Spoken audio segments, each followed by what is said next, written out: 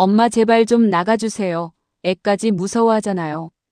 이런 상황이 벌어진 데에는 아주 충격적인 이유가 있었습니다. 그날 저는 손주 운동회를 다녀온 뒤였습니다. 다리가 아팠지만 기분은 좋았습니다. 손주가 달리기 1등을 했기 때문입니다. 우리 할머니 왔어. 손주가 운동장 끝에서 저를 향해 손 흔들던 모습이 아직도 눈에 선합니다. 저는 평생 아들보다 손주가 더 어려웠습니다. 아들은 바쁘다는 이유로 늘 늦었고 며느리도 회사 다니느라 정신이 없었습니다. 그래서 손주 학교 행사도 대부분 제가 갔습니다. 도시락도 싸고 준비물도 챙기고 아픈 날이면 밤새 간호도 했습니다. 저는 그게 당연하다고 생각했습니다. 가족이니까요. 그런데 집에 돌아온 순간부터 분위기가 이상했습니다. 며느리 표정이 굳어 있었습니다. 아들도 계속 한숨만 쉬고 있었습니다. 저는 괜히 눈치가 보였습니다. 왜 그러니? 제가 조심스럽게 묻자 며느리는 바로 대답하지 않았습니다. 대신 식탁 위 서류 봉투를 제 쪽으로 밀었습니다. 어머니 이거 뭔지 설명 좀 해주세요. 그 말을 듣는 순간 가슴이 철렁했습니다. 봉투 안에는 통장 사본이 들어 있었습니다. 제 통장이었습니다. 그리고 그 안에는 매달 일정 금액이 빠져나간 기록이 있었습니다. 저는 당황해서 말했습니다. 이건. 하지만 며느리는 제 말을 끊었습니다. 저희 몰래 왜 계속 돈 보내셨어요? 그 순간 숨이 막혔습니다. 아들도 화난 얼굴로 말했습니다. 엄마 솔직히 말씀하세요. 저는 손이 떨렸습니다. 사실 그 돈은 작은 아들 때문이었습니다. 아무도 모르는 제 둘째 아들 말입니다. 남편이 죽고 난 뒤 집안 형편 때문에 큰아들만 데리고 살게 됐지만 사실 저는 젊을 때 헤어진 작은 아들이 하나 있었습니다. 그 아이는 지금까지 혼자 살고 있었습니다. 저는 평생 그 아이를 마음에 묻고 살았습니다. 그러다 몇 년 전 우연히 다시 연락이 닿았습니다. 몸이 아프다는 이야기를 듣고 몰래 생활비를 보내주고 있었던 것입니다. 하지만 저는 그 사실을 말할 수 없었습니다. 큰아들이 충격받을까봐 무서웠기 때문입니다. 그런데 그날 며느리가 결국 폭발했습니다. 어머니 지금 우리도 힘들어요. 그 목소리가 집안을 울렸습니다. 대출 갚기도 힘든데 왜 몰래 돈까지 보내세요? 손주가 놀라 방에서 나왔습니다. 저는 급하게 말했습니다. 미안하다. 하지만 며느리는 멈추지 않았습니다. 애 앞에서도 거짓말하실 겁니까? 그 순간 손주 표정이 굳었습니다. 아들도 결국 참지 못했습니다. 엄마 도대체 왜 그러는 거야? 그 말이 너무 차갑게 들렸습니다. 저는 울먹이며 말했습니다. 나중에 설명할게. 하지만 며느리는 결국 소리쳤습니다. 설명은 됐고 이제 나가주세요. 그 순간 모든 게 멈춘 것 같았습니다. 손주가 울면서 제 다리를 붙잡았습니다. 할머니 가지마. 그 목소리를 듣는 순간 가슴이 찢어졌습니다. 하지만 며느리는 이미 완전히 무너져 있었습니다. 저 더는 못 버팁니다. 아들도 결국 고개를 숙였습니다. 그리고 바로 그 순간 현관 밖에서 누군가 휴대폰을 들고 이 장면을 찍고 있었다는 걸 그때는 아무도 몰랐습니다. 그날 저는 결국 짐가방 하나만 들고 집을 나왔습니다. 손주는 끝까지 제 옷을 붙잡고 울었습니다. 할머니 가지마. 그 목소리가 아직도 귀에 남아 있습니다. 저도 같이 울고 싶었지만 애 앞에서 무너지면 안 될 것 같았습니다. 그래서 억지로 웃으며 말했습니다. 할머니 금방 올게. 하지만 그 말이 거짓말처럼 느껴졌습니다. 며느리는 끝까지 고개를 들지 못했고 아들은 현관 앞에 멍하니 서 있었습니다. 그리고 문이 닫히는 순간 정말 가족이 끝난 것 같았습니다. 저는 그날 밤 찜질방에서 잤습니다. 손주 생각이 계속 나서 한숨도 잘 수 없었습니다. 혹시 울고 있진 않을까? 혹시 밥은 먹었을까? 그 생각만 계속 들었습니다. 다음 날 아침이었습니다. 찜질방 휴게실에서 사람들이 웅성거리는 소리가 들렸습니다. 이거 진짜 너무하네. 애 앞에서 저러냐? 처음엔 신경 쓰지 않았습니다. 그런데 잠시 뒤 제 얼굴이 휴대폰 화면에 보였습니다. 순간 심장이 멎는 줄 알았습니다. 영상이었습니다. 바로 어젯밤 제가 집에서 쫓겨나던 장면이었습니다. 손주가 울면서 매달리고 며느리가 소리치고 제가 가방 들고 서 있는 모습까지 전부 찍혀 있었습니다. 누군가 현관 밖에서 몰래 촬영한 것이었습니다. 영상 제목은 더 충격적이었습니다. 손주 앞에서 할머니 내쫓은 며느리. 그 순간 손끝이 차가워졌습니다. 영상 조회수는 이미 수십만이 넘어가고 있었습니다. 댓글은 더 심했습니다. 천벌받을 집안이다. 애 앞에서 저게 사람이냐? 며느리 너무 무섭다. 아들도 똑같다. 그 문장들을 보는 순간 숨이 막혔습니다. 저는 급하게 휴대폰을 껐습니다. 하지만 이미 늦었습니다. 영상은 계속 퍼지고 있었습니다. 그날 오후 아들에게 전화가 왔습니다. 목소리가 완전히 무너져 있었습니다. 엄마. 그 한마디만 들어도 상황이 심각하다는 걸 알 수 있었습니다. 회사까지 전화 왔어. 그 말이 떨리고 있었습니다. 며느리 직장에도 항해 전화가 쏟아지고 있다는 이야기였습니다. 인터넷에서는 며느리 얼굴까지 캡처돼 퍼지고 있었습니다. 저는 순간 겁이 났습니다. 분명 상처받았지만 이렇게까지 일이 커지는 건 원하지 않았기 때문입니다. 저는 조용히 물었습니다. 손주는 괜찮니? 그 순간 아들이 울먹였습니다. 애가 학교 안 가겠대. 그 말을 듣는 순간 가슴이 철렁 내려앉았습니다. 알고 보니 아이들 사이에서도 영상이 퍼진 것이었습니다. 손주 친구들이 너희 집 그 영상 봤다. 이런 말을 하기 시작했다는 것입니다. 저는 그 말을 듣고 숨이 막혔습니다. 결국 가장 상처받는 건 아이였습니다.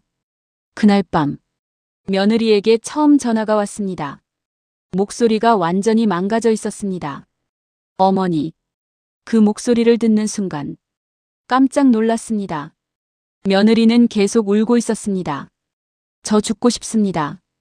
그 말에 심장이 내려앉았습니다. 저는 급하게 말했습니다. 그런 소리 하지 마라. 하지만 며느리는 멈추지 않았습니다. 회사 사람들도 다 봤습니다. 부모님도 연락 오고 애까지 울고 있습니다. 그 목소리가 계속 떨렸습니다. 저 정말 나쁜 사람인가 봅니다. 그 말을 듣는 순간 제 마음도 무너졌습니다. 분명 저를 내쫓은 사람이었는데 막상 저렇게 무너지는 목소리를 들으니 또 가슴이 아팠습니다. 저는 한참 동안 아무 말도 하지 못했습니다. 그리고 조용히 물었습니다. 왜 그렇게까지 화가 났니? 그 순간 전화기 너머가 조용해졌습니다. 한참 뒤 며느리가 겨우 입을 열었습니다. 무서웠습니다. 그 말이 작게 들려왔습니다. 계속 돈이 빠져나가는데 대출은 늘어나는데 어머니는 아무 말도 안 하시고 그 목소리가 떨렸습니다. 저는 또 누가 우리 가족을 무너뜨리는 줄 알았습니다. 그 순간 가슴이 철렁했습니다. 누가 우리 가족을 무너뜨린다.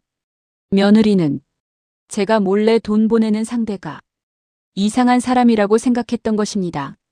저는 결국 더 이상 숨길 수 없다는 걸 느꼈습니다. 하지만 그 이야기를 꺼내는 건 너무 두려웠습니다. 큰아들이 평생 몰랐던 숨겨진 가족 이야기였기 때문입니다. 그리고 바로 그날 밤 인터넷에 또 다른 글 하나가 올라옵니다. 그 할머니 사실 숨겨진 아들이 있다고 합니다. 그 글이 올라온 뒤부터 상황은 완전히 달라졌습니다. 인터넷 사람들은 갑자기 저를 동정만 하지 않았습니다. 뭔가 사정이 있었네. 며느리 입장도 이해된다. 몰래 돈 보내면 당연히 화나지. 반응이 둘로 갈리기 시작했습니다. 하지만 제일 힘들었던 건 인터넷 반응이 아니었습니다. 큰아들이었습니다. 그날 밤 아들이 저를 찾아왔습니다. 얼굴이 완전히 무너져 있었습니다. 엄마. 그 목소리가 떨리고 있었습니다. 인터넷 글 사실이야? 그 순간 숨이 턱 막혔습니다. 저는 결국 고개를 숙였습니다. 아들은 한동안 아무 말도 하지 못했습니다. 그리고 떨리는 목소리로 물었습니다. 나 말고 형제가 있었다고? 그 질문이 가슴을 찔렀습니다. 저는 천천히 입을 열었습니다. 내 아버지 돌아가시기 전 일이다. 하지만 아들은 제 말을 듣지 못했습니다. 왜 나한텐 말 안 했어? 그 목소리가 점점 무너졌습니다. 평생 나 혼자인 줄 알았는데. 그 순간 저도 더는 버티기 힘들었습니다. 사실 작은 아들은 제 인생의 가장 큰 상처였습니다. 젊었을 때 남편 사업이 망하면서 집안이 완전히 무너졌습니다. 그때 저는 두 아이를 다 키울 수 없었습니다. 결국 작은 아들은 남편 친척집으로 보내졌고 그 뒤로 멀어지게 됐습니다. 저는 평생 그 죄책감 속에서 살았습니다. 그리고 몇 년 전 우연히 다시 연락이 닿았습니다. 작은 아들은 혼자 살고 있었고 몸까지 아팠습니다. 저는 그걸 외면할 수 없었습니다. 그래서 몰래 생활비를 보내기 시작했던 것입니다. 그 말을 듣고 아들은 한동안 움직이지 못했습니다. 그리고 결국 눈물을 흘렸습니다. 엄마 혼자 그런 걸 다 안고 살았어? 그 말이 너무 아프게 들렸습니다. 저는 울면서 말했습니다. 너까지 힘들게 하고 싶지 않았다. 하지만 아들은 오히려 더 괴로워했습니다. 그래서 평생 숨겼어? 그 순간 저는 아무 말도 할 수 없었습니다. 며느리도 뒤늦게 도착했습니다. 그리고 제 앞에서 고개 숙인 채 울었습니다. 어머니, 저 정말 몰랐습니다. 그 목소리가 떨렸습니다. 저는 진짜 이상한 사람한테 돈 보내는 줄 알았습니다. 그 말을 듣는데 저도 마음이 무너졌습니다. 며느리는 결국 울면서 말했습니다. 죄송합니다. 애 앞에서 그런 말까지 하고. 그 순간 저도 더는 참지 못하고 울었습니다.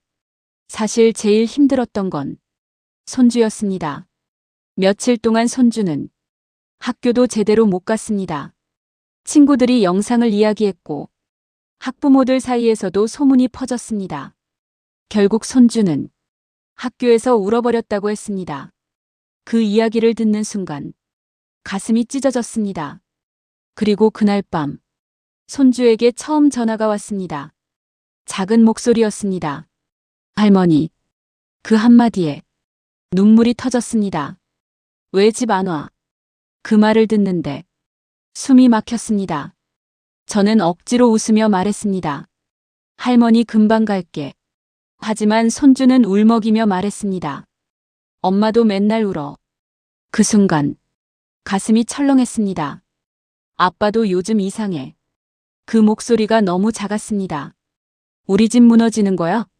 그 말을 듣는 순간 저는 결국 울음을 참지 못했습니다. 아이까지 그런 불안을 느끼고 있었던 것입니다. 그날 밤 저는 한숨도 잘 수 없었습니다. 그리고 처음으로 이런 생각이 들었습니다. 이대로 가면 정말 가족이 끝날 수도 있겠다는 생각. 인터넷 사람들은 계속 영상을 퍼나르고 있었습니다. 유튜브, 커뮤니티, 맘카페까지. 영상은 점점 커졌고 가족은 점점 무너졌습니다. 며느리는 회사 휴직까지 고민하고 있었고 아들도 사람들 시선을 견디지 못하고 있었습니다. 하지만 그때까지도 아무도 몰랐습니다. 그 영상을 처음 퍼뜨린 사람이 생각지도 못한 인물이었다는 걸 알게 된 건 며칠 뒤였습니다. 그날 저는 혼자 원룸에 앉아 있었습니다. 인터넷에서는 아직도 영상 이야기가 계속 올라오고 있었습니다. 저런 아들은 벌 받아야 한다. 며느리 너무 무섭다. 손주 앞에서 어떻게 저럴 수 있냐. 사람들은 짧은 영상 하나만 보고 모든 걸 판단하고 있었습니다. 저는 휴대폰을 꺼버렸습니다. 더 이상은 견디기 힘들었습니다. 그때 전화가 울렸습니다. 학교 담임 선생님이었습니다. 저는 깜짝 놀라 전화를 받았습니다. 어머님, 선생님 목소리가 조심스러웠습니다. 손주가 오늘 학교에서 또 울었습니다. 그 말을 듣는 순간 가슴이 철렁 내려앉았습니다. 선생님은 한숨을 쉬며 말했습니다. 친구들이 계속 그 영상을 이야기한다고 합니다. 저는 눈을 감았습니다. 결국 아이가 가장 크게 다치고 있었습니다. 그 순간 정말 다 끝내고 싶다는 생각까지 들었습니다. 그런데 선생님이 조심스럽게 말을 꺼냈습니다. 사실 오늘 이상한 이야기를 들었습니다. 저는 떨리는 목소리로 물었습니다. 무슨 이야기요? 선생님은 잠시 망설이다 말했습니다. 영상을 처음 올린 사람이. 그 순간 숨이 멎는 것 같았습니다. 같은 아파트 주민이라는 이야기가 있습니다. 저는 순간 멍해졌습니다. 주민? 선생님은 말을 이었습니다. 손주 친구 어머니들 사이에서 말이 나왔습니다. 영상 올린 사람이 일부러 조회수 올리려고 퍼뜨렸다고. 그 순간 손끝이 차가워졌습니다. 누군가 우리 가족의 무너지는 모습을 구경거리로 올렸다는 뜻이었습니다. 저는 바로 아들에게 전화했습니다. 아들도 이미 그 이야기를 들은 상태였습니다. 엄마. 목소리가 완전히 지쳐 있었습니다. 관리실 CCTV 확인했어. 그 순간 심장이 뛰기 시작했습니다. 누군데? 잠시 침묵이 흐른 뒤 아들이 겨우 말했습니다. 윗집 사람이야. 그 말을 듣는 순간 숨이 턱 막혔습니다. 윗집 여자였습니다. 평소에도 아파트 소문 퍼뜨리기로 유명했던 사람이었습니다. 그날 현관 앞 소란을 듣고 휴대폰으로 찍은 뒤 커뮤니티에 올렸던 것입니다. 그런데 문제는 거기서 끝나지 않았습니다. 영상 제목까지 자극적으로 바꾸고 인터넷 여러 곳에 퍼나른 사람이 바로 그 여자였습니다. 그 순간 몸이 떨렸습니다. 우리 가족이 무너지는 걸 누군가는 재미로 보고 있었던 것입니다. 며느리는 그 이야기를 듣고 완전히 무너졌습니다. 저 사람 때문에 우리 애까지. 그 목소리가 떨렸습니다. 아들도 울먹이며 말했습니다. 엄마 미안해. 내가 처음부터 막았어야 했는데. 하지만 이미 늦었습니다. 영상은 너무 많이 퍼져 있었습니다. 삭제를 요청해도 다른 곳으로 계속 올라왔습니다. 그날 밤 며느리가 처음으로 제 원룸으로 찾아왔습니다. 얼굴이 말이 아니었습니다. 눈은 퉁퉁 부어 있었고 며칠째 잠도 못 잔 사람처럼 보였습니다. 며느리는 제 앞에 앉자마자 울음을 터뜨렸습니다. 어머니, 저 진짜 무너졌습니다. 그 말을 듣는 순간 제 마음도 무너졌습니다. 며느리는 계속 울었습니다. 회사도 못 가겠습니다. 사람들이 다 쳐다봅니다. 애도 학교 가기 싫다고 합니다. 그 순간 저는 처음으로 며느리가 정말 한계까지 몰렸다는 걸 느꼈습니다. 며느리는 흐느끼며 말했습니다. 그날 어머니 내보내고 나서도 이렇게 될 줄은 몰랐습니다. 그 말이 너무 처절했습니다. 저는 한참 동안 아무 말도 하지 못했습니다. 그리고 조용히 물었습니다. 너도 많이 무서웠니? 그 순간 며느리가 고개를 끄덕이며 울었습니다. 네. 집 무너질까봐. 돈 때문에. 남편 때문에.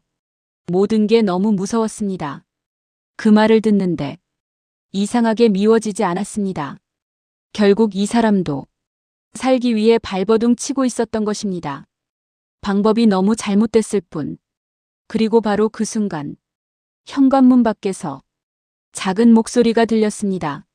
할머니, 손주였습니다. 손주는 눈이 새빨개진 채 제 앞에 서 있었습니다. 그리고 다음 순간 저를 꼭 끌어안고 울기 시작했습니다.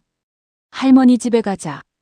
손주의 그 한마디에 저는 결국 참았던 눈물을 터뜨렸습니다. 손주는 제 허리를 꼭 붙잡은 채 계속 울고 있었습니다. 할머니 없으면 싫어. 그 목소리가 가슴을 찢어 놓았습니다. 며느리도 옆에서 울고 있었고 아들은 얼굴을 감싼 채 고개를 들지 못했습니다. 그 순간 작은 원룸 안에는 울음소리밖에 들리지 않았습니다. 저는 손주 머리를 쓰다듬으며 겨우 말했습니다. 울지 마라. 하지만 제 목소리도 이미 다 무너져 있었습니다. 손주는 울먹이며 말했습니다. 친구들이 자꾸 물어봐. 왜 할머니 쫓아냈냐고. 그 말을 듣는 순간 가슴이 철렁 내려앉았습니다. 결국 가장 큰 상처를 받은 건 아이였습니다. 저는 손주를 품에 안았습니다. 그리고 그 순간 처음으로 깨달았습니다. 이 싸움에서 누가 이기고 지는 건 아무 의미가 없다는 걸. 가족이 다 같이 무너지면 결국 모두가 상처만 남는다는 걸 말입니다. 며느리는 흐느끼며 말했습니다. 어머니, 저 정말 잘못했습니다. 그 목소리가 떨렸습니다. 무섭고 답답해서 어머니한테 화를 다 쏟았습니다. 그 말을 듣는데 저도 마음이 아팠습니다. 사실 며느리도 그동안 많이 지쳐 있었습니다. 대출, 생활비, 남편 사업 문제, 그리고 인터넷 영상까지 모든 게 한꺼번에 무너지면서 사람이 버티질 못했던 것입니다. 아들도 겨우 입을 열었습니다. 엄마, 내가 제일 잘못했어. 그 순간 아들이 처음으로 제 앞에서 무릎을 꿇었습니다. 엄마 미안해. 내가 엄마를 지켰어야 했는데. 그 말을 듣는 순간 저도 더 이상 버틸 수 없었습니다. 눈물이 계속 흘렀습니다. 저는 떨리는 목소리로 말했습니다. 나는 너희가 날 미워하는 줄 알았다. 그 순간 며느리가 더 크게 울었습니다. 아닙니다. 정말 아닙니다. 그 목소리가 완전히 무너져 있었습니다. 저는 그냥 모든 게 무서웠습니다. 그 말을 듣는데 처음으로 며느리가 안쓰러워 보였습니다. 저는 천천히 말했습니다. 사람은 힘들면 가장 가까운 사람부터 밀어내게 된다. 그 순간 며느리가 얼굴을 감싸고 울었습니다. 아들도 끝내 울음을 참지 못했습니다. 그리고 그날 밤 우리는 처음으로 모든 이야기를 꺼냈습니다. 작은 아들 이야기. 왜 제가 평생 숨기고 살았는지. 왜 몰래 돈을 보낼 수밖에 없었는지. 그리고 얼마나 오랫동안 죄책감 속에 살았는지까지. 아들은 제 이야기를 듣다가 결국 눈물을 흘렸습니다. 엄마 혼자 그런 걸 다 안고 살았어? 그 말이 너무 아프게 들렸습니다. 저는 웃으려 했지만 눈물이 먼저 났습니다. 며느리도 제 손을 붙잡고 울었습니다. 어머니 죄송합니다. 제가 너무 몰랐습니다. 그날 이후 조금씩 달라지기 시작했습니다. 아들은 다시 일하기 시작했고 며느리도 회사를 그만두지 않고 버텼습니다. 무엇보다 손주가 다시 웃기 시작했습니다. 할머니 오늘도 같이 자. 그 말을 들을 때마다 가슴이 울컥했습니다. 그리고 어느 날 밤 손주가 제 옆에 누워 조용히 물었습니다. 할머니 이제 안 떠나지? 그 순간 숨이 턱 막혔습니다. 아이는 아직도 그날의 기억 속에 살고 있었던 것입니다. 저는 손주를 꼭 안아주며 말했습니다. 안 간다. 이제 할머니 안 간다. 그 말을 듣고서야 아이가 겨우 웃었습니다. 하지만 저는 그날 밤 한숨도 잘 수 없었습니다. 아이 마음속에 얼마나 큰 불안이 남았는지 처음 알게 됐기 때문입니다. 그 뒤로 저는 손주 학교도 다시 같이 다니기 시작했습니다. 처음에는 아이들이 수군거렸습니다. 저 할머니 그 영상, 그 소리를 들을 때마다 가슴이 아팠습니다. 하지만 손주는 제 손을 더 세게 잡았습니다. 그리고 친구들 앞에서 이렇게 말했습니다. 우리 할머니 좋은 사람이야. 그 순간 눈물이 날 뻔했습니다. 아이만큼은 끝까지 저를 믿어준 것입니다.